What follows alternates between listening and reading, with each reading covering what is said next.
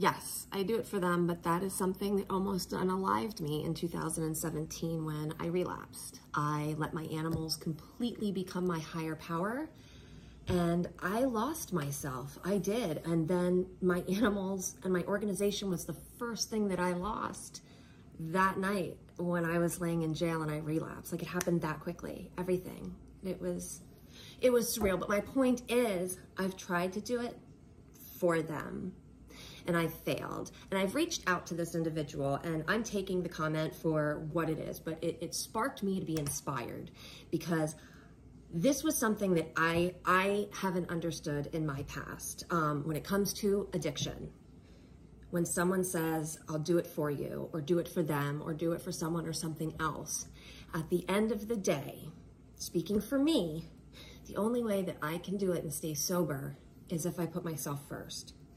Because when I put myself first, then I'm able to show up for the animals. I get to show up for the animals. I get to show up for my family. I get to do all these things. I get to be the mother of Kinkajous. I get to be the proofreader. I get to be all these different roles. I get to be these things.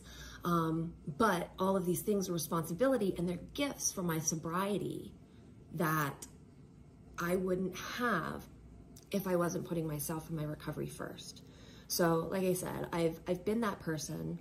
I tried it, I failed. And in order for me to come back and be successful with Kinkatopia, I had and have to put myself first. I took a full year off for myself and my sobriety before I dove into Kinkatopia, which celebrates 6 years this month. They do coincide. I waited until I had a year sober before I launched Kinkatopia.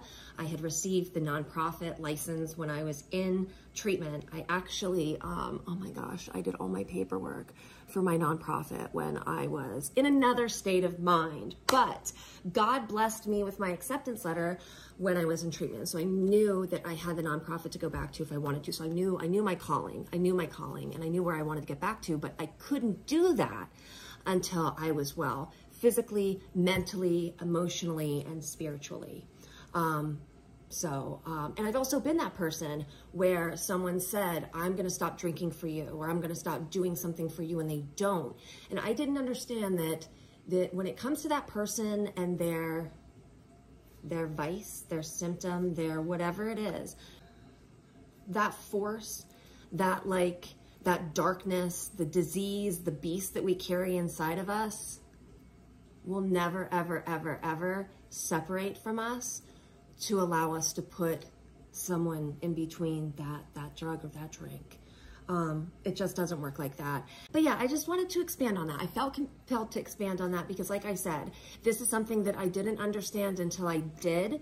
And there are some really great programs out there too that can help people who are suffering with addiction, or people who have loved ones with addiction. There are amazing programs out there to help. So first and foremost, I do this for myself. I have to do it for myself. I have to make a conscious decision, a conscious effort to do it every day for myself and to put myself first in my recovery, which then will allow me to have all of these amazing other things after it. And let me tell you, the animals are the second. The animals are right there. They're right there. But I've also learned the hard way. And like I said, I lost my other animal organization very, very quickly. And it was ugly, and it was public, and it, that's a story for a different day. But I do it for me, and then I do it for them.